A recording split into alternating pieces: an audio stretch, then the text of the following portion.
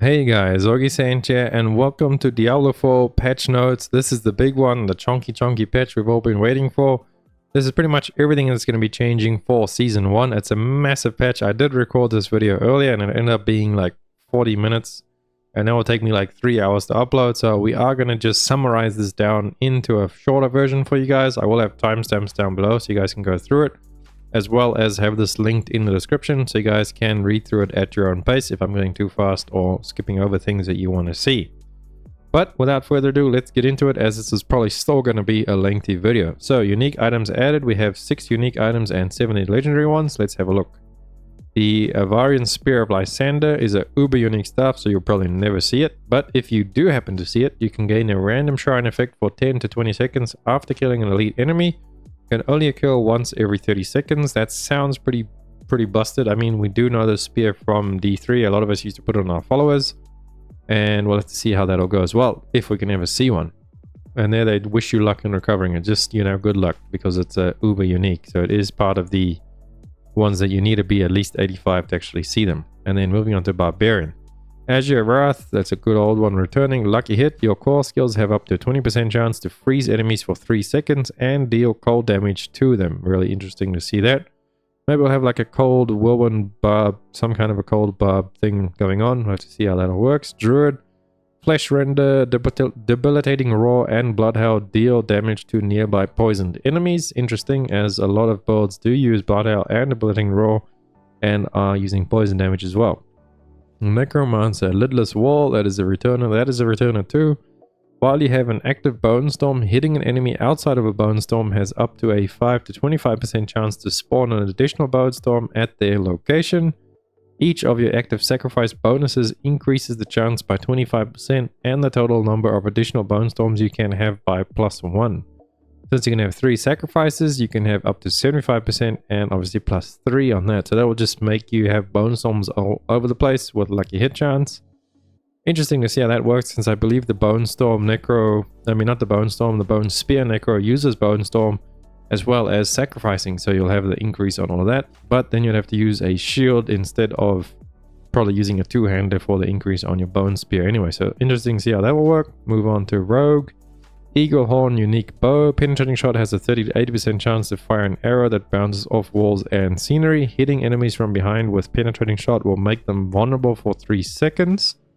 That's pretty cool, I guess, although unfortunate that it's a bow instead of a crossbow for the built-in vulnerable damage. Sork, the Oculus, that's a returning one over there. Gain the effect of Teleport Enhancement for free. Cool. When you evade using Teleport Enhancement, you are taken to a random location. Cow level confirmed. Random location. We're going to teleport there. Everyone's going to play a Sork in Season 1. Just saying. You know, it is what it is. Developer note, the Azure Wrath and the Flesh Render unique items have flat damage effects which scale with power. For example, at 820 item power, Azure Wrath deals between 3 and that much damage. Not much, but I mean, you know, maybe they're actually good, maybe not. We'll have to see what they actually feel like in game, because numbers and seeing them actually play are totally different things. 7 new legendary aspects added. 2 general ones. Audacity. When there are at least 5 close enemies, stun them for 2 to 4 seconds. This can only occur once every 20 seconds. Craven. You gain 20-40% increased movement speed when moving away from slowed. Pretty much every single build in the game does slow damage, or like some sort of a slow or chilled enemies. So a lot of Sork builds. Interesting over there. Just like a movement speed increase. Barbarian. Ancestral Charge. Charge calls forth 4 ancients who also charge, dealing 50 to 100% of normal damage. Maybe you can see some kind of a Raycore charge bar thing with minions. That would be pretty interesting to see how that works. Druid Subterranean. Poison Creepers active also cast Landslide in a circle around. What? That is insane. Earth skills deal 10 to 20% increased damage to poison. So, whoa. Yo, Druid has gone from S tier to like S++. And this is on the leveling build too. Like, I use Poison Creeper and Landslide on my leveling Druid build, which will be in the description for you guys. Go check out the build. It's insane for Druid. You just pump through everything. I like soloed up until World Tier 4. Got myself into World Tier 4 at level 59 on it. Really strong. So that pretty much cements it in for me. I'm probably going to play Druid in the season. I will do a poll on my channel, so drop on by and vote on which class I should play in the season. Hopefully you guys all vote Druid, because I love Druid. Moving on, Necromancer, Gore Quills. Blood Lance will consume blood orbs to also conjure lances from them. Each additional blood lance deals 20-50% of normal damage and prioritizes targeting unlanced enemies. Interesting. Gore Rogue Pestilent points. Every third cast of Puncture point is poison imbued with 100 to 150% of normal potency. That's pretty strong because that's your basic on Rogue, the Puncture, which a lot of Rogue builds use, especially Twisting Blades, so nice for them. Sorcerer, Searing Wards. After spending 200 to 100 mana, your next Firewall is free to cast and will destroy incoming small missiles. That's pretty interesting, as Firewall is like the build I play on my Sorc. Really fun. Also, I have a build on my channel to go check out for you guys over there, but that's really cool. I love to see how that works on the Sorc, especially the destroying incoming small missiles. So directly give you a bit of a damage reduction increase over there. And then bug fixes, we're not going to cover all of these. There's so many of them. There's massive amount of bug fixes. You guys can go through these slowly on your own. I'll just scroll through them now. I will have a timestamp down below, bug fixes. So if you guys want to like come and pause, I'll let you pause on that screen. You can go down gameplay. You can pause over there. Also this one, where is it? There's one, oh yeah, Hammer of the Ancients. Since this is a summary, Hammer of the Ancients has been nerfed for the barbs because the aspect wasn't working properly, as well as on the Druid, the Stormclaw aspect, that Shred. So your Shred could like double dip and triple dip on the Stormclaw aspect, doing like billions of damage, has been nerfed as well. So that is the big ones that I saw going through these earlier. I didn't see anything else really massive on them. General, there's a lot there. Fields of Hatred, Helltide, items and aspects over there. Monsters. Alright, let's go down. Quest events, we'll stop there, go down a bit more. User interface, user experience. Miscellaneous, some more stuff there. Loading screen updates, so now you can see your characters in the loading screens. Just give you something cool to look at, I guess. Gameplay updates. Altars of Lilith are now account wide. That's massive, and they will last in the season as well, so you don't have to get them again. Map discovery is now account wide as well, so your whole map will be discovered. Log into your characters right now before the season as well to like update your map with all of the areas you have found, as it will share between all of your characters on your account. Whispers will no longer reward sigil dust, not really important. Overall loot quality has been significantly improved from silent chests, so the ones you open with the keys, pretty cool there. Channel time for leave dungeon has been increased from 2 to 5 seconds, don't really care. We have generally reduced the tendency for many monsters to move around in combat, so melee characters don't have to move as much. That's cool over there. Added some stuff for PS5, control on PC, and the renown value adjustments. They've increased the side quest and the dungeon renown values from 20 to 30 and 30 to 40, so it'll just make the renown grind a little bit easier. Really nice over there. And then world tier increased on world tier 2, the gold increased from 15 to 20, and the monsters drop 15% more items. I believe nobody will still play on World Tier 2 and will probably still stick to World Tier 1.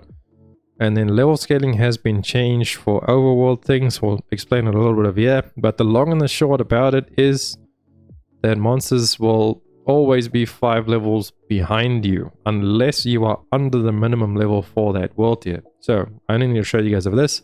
World Tier 3 example, if the player's level is below 55, the monster level is 55. Because 55 is now the lowest in World Tier 3. But then if the player level is 62, the monster level is 57. So they're obviously 5 levels behind them. So the only time the monster's level will start increasing is once you are 61. Because once you're at 61, then obviously 56 is 5 levels behind you. So all the way from levels 1 to 61, if you are in World Tier 3, they'll be 55. And then they'll increase up to the maximum of level 70 in World Tier 3. So they'll be level 70 once you are level 75. And then in World Tier 4, same thing happens again. The lowest monster level is 75 in World Tier 4. So if you are under 75, the monsters will still be 75.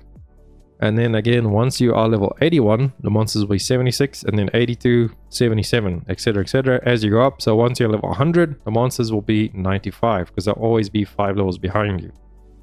And then rewards for experience for completing Whispers in World Tier 3 and 4 has been significantly increased. So they've increased Whispers. I want to go try this out after this video and see if they'll actually be valuable now to actually do for XP.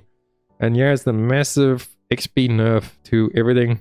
Before, as we've known it now, 3 levels used to be the sweet spot, as we'd get 25% bonus experience.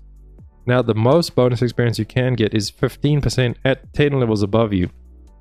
So how it works is you get 1.5% bonus per level up to 10 levels above you. So at 1 level above you, 1.5. And then obviously the old soft spot at 3, you would now only get 4.5% increased bonus XP. So once you're doing like your nightmare spamming and stuff like that, you'd have to do 10 levels above you to get the most XP you could get. And not everybody can do 10 levels above you, so that kind of sucks for a lot of people. It's gonna lower the XP for everybody, like hardcore players, mid-core players, casual players. XP has been significantly nerfed, almost half pretty much, because 15 and 25, you're 5% off half of the... If this was 30%, then it will be half. So you see what I mean? Like pretty much XP has been halved, and it's harder to obtain the bonus XP as well with plus 10 levels above you. So just keep that all in mind. As well as, I'll summarize this for you guys, they've nerfed as well the maximum level of monsters for power leveling. For example, if you are level 1, your friend brings you to world tier 4 and leaves you at the entrance of a dungeon, they start killing level 100 monsters prior to season. So how it used to work before is we would obviously get the level 100 monster XP, and then with the 25% bonus XP over there. How it works now after the season and the update is you would be getting the XP of a level 11 monster. So it'll be the 10 levels above you, so you'd get the maximum of the 15% increase. The monsters can't go higher than 10 levels above you if you are like under them. And then obviously once you get to that, where was it, on world tier 4, once you get to level 82, then they'll be, you know, they're coming down a lot. So it's just going to reduce power leveling by a lot. Instead of the level 100 monsters at level 1, you'll be seeing only monsters 10 levels above you, which means you can partake in the power leveling and actually kind of do something because they're only 10 levels above you, but it's going to definitely slow down power leveling quite a lot. And let's see over here, Helltide monsters are now, although that does say dungeon as well, so possibly if you go into a nightmare dungeon, because the enemies in nightmare dungeons are fixed to the nightmare dungeon, so you could still level up power level in nightmare dungeons. So just keep that in mind. The new power leveling method would be nightmare dungeons, not world tier 4 dungeons. Helltide, they have reduced the risk reward. They've made enemies 1 level higher, and they've also increased the cost of the gift of mysteries from 175 to 250, and they've made it so that breakable objects can also have a small chance at dropping cinders. So nothing too major there, but it is what it is. They've just made it harder, so to say, to get cinders, and enemies are hard as well. They've increased the risk but haven't given us increased rewards unless they've buffed this chest of mysteries. We'll have to see how that all works. And then this is the balance update. This is going to be, we're just going to like skim through it as well. I said I'm not going to cover everything. This is a little bit of a summary.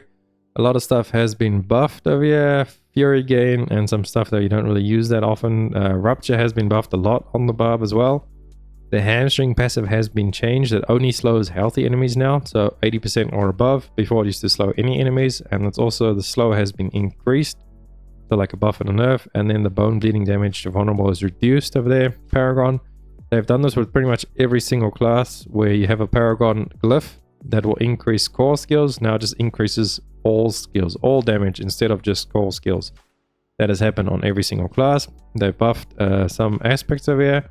So you guys can go through them, as I don't really know what all of these do because I don't play my barb that much. And then they've also changed the Gore's grips and Fields of Crimson bleeding damage bonus increase.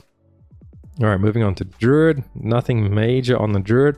Well, they did buff Claw attack speed, so that'll be nice for their Storm Strike damage reduction was nerfed a little bit. Boulder damage increase, nobody really uses that. Trample Spirit gain was increased a little bit. They seem to have increased Spirit and Fury gen on a lot of classes with one of their skills.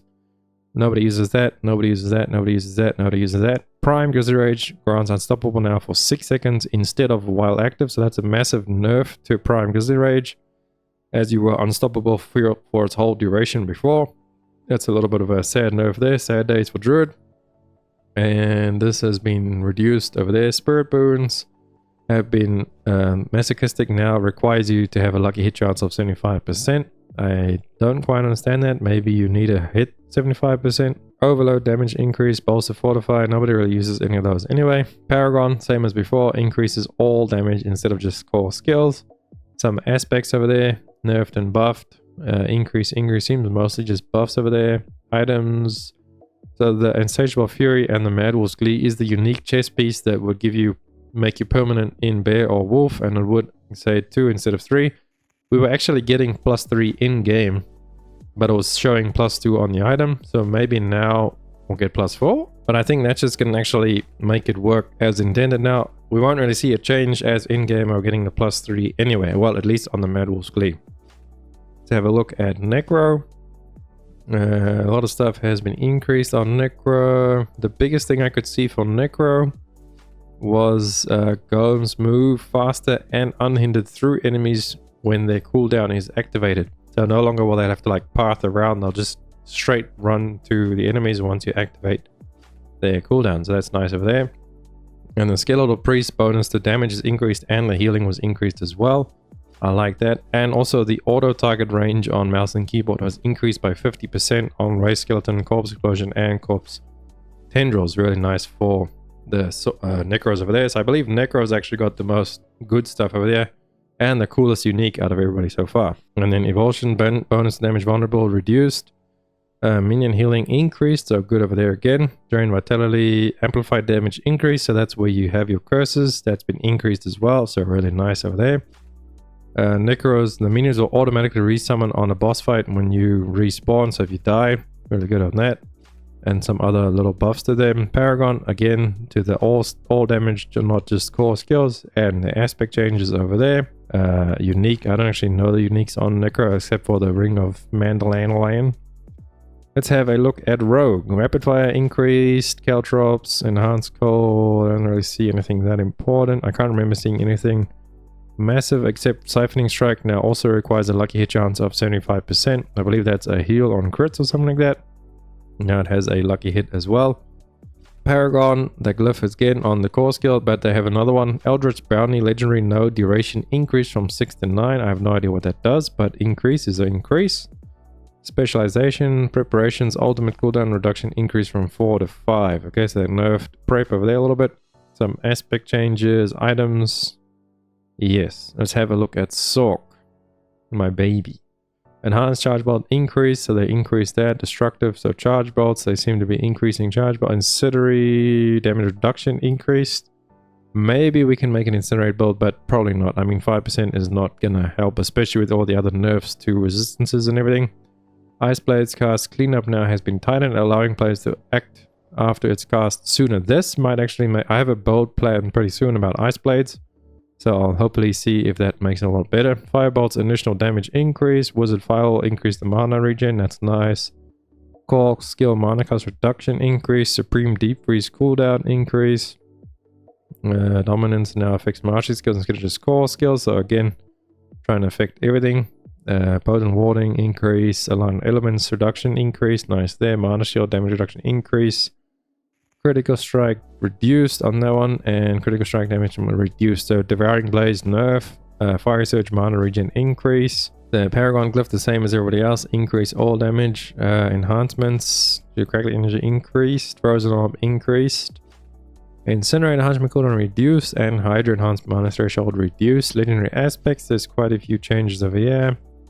I don't see anything major. Reduced over there, so Ice Spikes, a little bit of a reduction there, a little bit of a nerf increase on that one.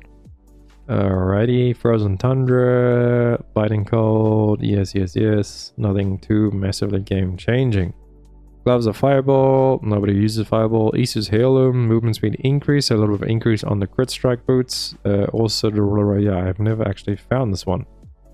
Let's move on. General aspects of Disobedience has been nerfed. So Disobedience has been gutted from 100 to 60 on the stacks, reducing the maximum armor bonus from 2550 to 1530. Aspects of Retribution damage to stunned enemies has been reduced as well. Exploders bonus to Unstoppable reduced. That will nerf my Fireball a little bit, but actually not that bad, only 10%. Starlight aspect resource increase. Items Butcher's Cleaver, nobody uses. Drop rate. Okay, so this is nice of you. Drop rate adjustments. Increase bonus to drop rate ancestral and sacred items in Nightmare Dungeons from 5 to 10%. So practically doubling the drop rate on sacred ancestrals in Nightmare Dungeons. Remove the 20% chance to drop an extra equipment item from elite monsters outside of Nightmare Dungeons and Helltide. And increase a chance to drop an extra equipment item from elite monsters in Nightmare Dungeons and Helltides by 10%. Nightmare Dungeons now have a 50% chance to drop a second legendary item upon completion. Massive, I like that. 50%, so it's a 50-50. Nightmare Dungeons now give 3 rare items upon completion, up from 1. So you get the guaranteed legendary and then the 3 yellows, and then obviously a 50-50 on one of those yellows probably rolling over to a legendary. So all in all, it seems like you get 4 items from a Nightmare Dungeon now. That's really nice. That's pretty much doubling the loot from the guaranteed loot at the end. Monster HP scaling from 85 to 100 in extra party players. Really nice there. So they're making it harder for group players. Maybe someday we'll catch up as solo players, but probably never. Miscellaneous adjusted green shrine. Nobody cares. World bosses now drop potions. Nobody cares. No longer limit how many materials. Alright. Item affixes. So there's been massive changes to item affixes. You can get all of these things now on different things. So this one you can get on pants. Barrier can get on all classes now. Lucky hit chance while you have a barrier. Can appear on all classes now, but it has been nerfed on the helmet and the weapons and everything else. Mastery skill damage is newly added. Can appear on Sorc weapons. Scales identically to core skill damage. Good for my firebuild. Resistance to all elements can now appear on shields, but nobody uses it anyway. And this over here, they have nerfed the core stat on weapons. So that means stat sticks are no longer as strong as what they used to be. For example, strength is 50% stronger on weapons. Now it's 25%. So that's been halved. So that means barbarians have their stat sticks reduced by a lot. And everybody else as well. Like only really barbarians and rogues that use things as stat sticks. And then moving down, cooldown reduction has been reduced by 30% across the board. Crit strike damage, all crit strike damages have been nerfed by 17% as well over there. Vulnerable damage has been reduced by 40%, so almost a 50% reduction on vulnerable damage. Nerf the crit strike inherent on swords as well by 50%, so half over there. And then vulnerable damage on crossbows by 65%. Massive nerfs over there. Damage to crowd control enemies has been decreased because it was a lot easier for everybody to apply that. It's a very general damage increase there. Crowd control enemies pretty much means any kind of crowd control, so that has been nerfed. And then damage to frozen enemies has been increased. So I could see the Sorc builds getting a little bit stronger now, the frozen builds. And then this as well, they pretty much increased all the other damage types. So physical, fire, cold, lightning, everything has been increased. This is item affixes, by the way. Everything increased, and then wait for it, total armor reduced by 30%. So that has been nerfed. And then again, after dodging, was it total armor and werebear werewolf reduced, damage reduction from close reduced, distance reduced, enemies that are bleeding, burning, poison reduced, damage over time, shadow damage reduced, damage over fortify reduced. So long and the short, on item affixes, all of the other stats other than crit damage and vulnerable have been buffed. Crit damage vulnerable has been nerfed a lot. Damage reduction has been nerfed a lot. Armor has been nerfed. Disobedience has been nerfed. XP has been nerfed. Hammer of the Ancients has been nerfed. Sorcs got a little bit of love, but they could honestly do it a lot more. Although they did get the biggest balance change out of everybody, especially their passives over here. So good on Sorcs. Druids didn't really get affected that much. Grizzly Rage with the Unstoppable was probably the biggest thing for them. And then everybody else I don't really play enough to understand. But overall, there's a lot of nerfs in this patch, so let's hope that these Malignant Hearts do actually give us a lot of power back. Otherwise, I can see a lot of people being unhappy with this one. But that is it for this video. Hope you guys enjoyed it. Please drop down below in the comments your thoughts on the patch, and I'll catch you guys in Season 1. Thank you guys so much for watching. Augiesaint out. Run free and dive into the sky.